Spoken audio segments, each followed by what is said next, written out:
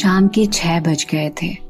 1.5 साल की मीनू अपनी दादी के पास बैठी खिलौने से खेल रही थी और उसकी दादी टीवी पर भजन सुन रही थी और साथ ही बार बार दरवाजे की ओर भी झांक कर अपने बेटे और बहू के अस्पताल से आने का इंतजार कर रही थी। इतने में ही घर के बाहर गाड़ी के आकर रुकने की आवाज आती है। मीनू गाड़ी की आवाज सुनते ही दौड़ कर घर के बाहर निकल जाती है और खुशी से अपनी प्यारी सी तूतली आवाज में मम्मी मम्मी बोलते हुए सुनीता के पास चली जाती है, इस उम्मीद में कि उसकी माँ उसे गोद में उठा ले। लेकिन 4 महीने की गर्भवती उसकी माँ सुनीता उसे नहीं उठा सकती थी। इसीलिए मीनू के पापा उसे अपनी गोद में उठा लेते हैं और अपनी जेब से 2 टॉफी निकालकर उसके हाथों में दे देते हैं। इधर घर में घुसते ही मीनू की दादी सुनीता से पूछती है, डॉक्टर ने क्या कहा? पेट दर्द और सूजन के लिए दवाइयाँ दी क्या? सुनीता रोंदी हुई आवाज में कहती है, माँ, डॉक्टर ने कहा है कि मेरा वजन कम है और पानी की कमी है।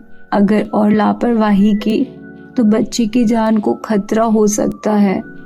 ये सुनकर सुनीता की सास उसे थोड़ी नाराज होते हुए कहती है, मैंने कितनी बार बताया है कि गर्भवती महिलाओं को बुरी नजर का खतरा ज्यादा रहता है, इसीलिए संभल कर रह और ज्यादा लोगों की नजरों में मत आया कर। अब देख ना कैसे नजर लग गई सबकी। ये सुनकर सुभाष कहता है, गलती किसी के बुरी नजर की नहीं है, बल्कि हम लोगों की लापरवाही की है। हमने शुरू से सुनीता के खान पान और उसके स्वास्थ्य के ऊपर ध्यान ही नहीं दिया। 4 महीने की गर्भवती होने के बावजूद भी उसे सही से आराम नहीं मिलता। घर के सारे काम अकेले करने पड़ते हैं। काम की वजह से वो वक्त पर खा भी नहीं पाती।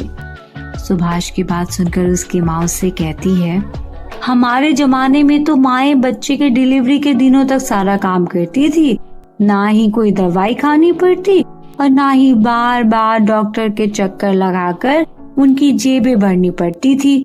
यहाँ तक कि बच्चे के जन्म के लिए भी अस्पताल नहीं जाना पड़ता था, घर पर ही बच्चे का जन्म हो जाता था।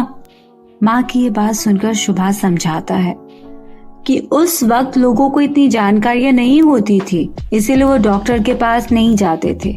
उस वक्त प्रसव के दौरान ज्यादातर बच्चों और माओं की मौत हो जाती थी, जिसका कोई आंकड़ा भी नहीं मिल पाता था। सुभाष आगे कहता है, गर्भावस्था के दिनों में माँ और उसके भीतर पल रहे बच्चों को डायबिटीज और जॉन्डिस जैसी बीमारी होने का खतरा होता है, जिस वजह से समय समय पर डॉक्टर की जांच की जरूरत होती है।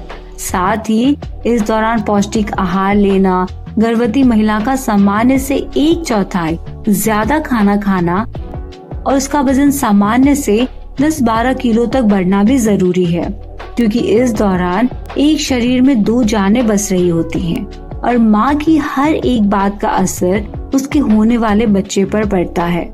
ऐसे में लापरवाही करना उस बच्ची के साथ साथ माँ को भी खतरे में डाल देता है। यह सुनकर सुनीता की सास पूछती है, खाने में किस तरह के पौष्टिक आहार की जरूरत है? इस पर सुभाष कहता है, खाने में हरी पत्तेदार सब्जियां जैसे पालक, मेथी और बथुआ वगैरह के साथ दालें जैसे मूंग, राजमा, अरहर, काला चना और अंकुरित दाल। फल में लाल, पीले और नारंगी रंग के फल जैसे गाजर, टमाटर, आम और सीताफल खाना है। इसके साथ ज्वार, बाजरा, गेहूं, रागी जैसे पोषक तत्व लेना भी आवश्यक है। आंवला, नींबू, मौसम्बी, संतरा खाना है, क्योंकि इनसे शरीर को बीमारी से लड़ने की ताकत मिलती है और खून की कमी भी दूर होती है। और एक सबसे जरूरी बात, संतुलित मात्रा में आयोडीन युक्त नमक का सेवन करना है, जो बच्चे का मानसिक विकास करेगा।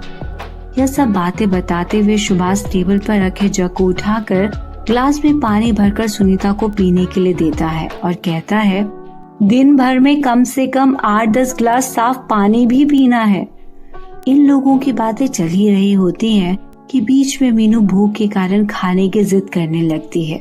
सुनीता उठने ही वाली होती है कि उसकी सास हाथ पकड़कर उसे बैठे रहने का इशारा करती है और कहती है, तुम आराम से बैठो, इसके खाने के लिए मैं कुछ बना देती हूँ। इस पर सुभाष कहता है, आप दोनों बैठो, मीनू के साथ साथ हम तीनों के लिए आज का खाना मैं बनाऊंगा।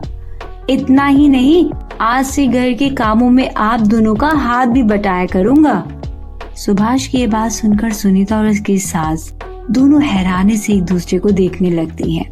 तभी सुभाष मीनू को गोद में उठाकर पूछता है, आज मेरी बिटिया क्या खाना पसंद करेगी? मीनू कहती है, हलवा। उसकी बात सुनकर सभी हंसने लगते हैं।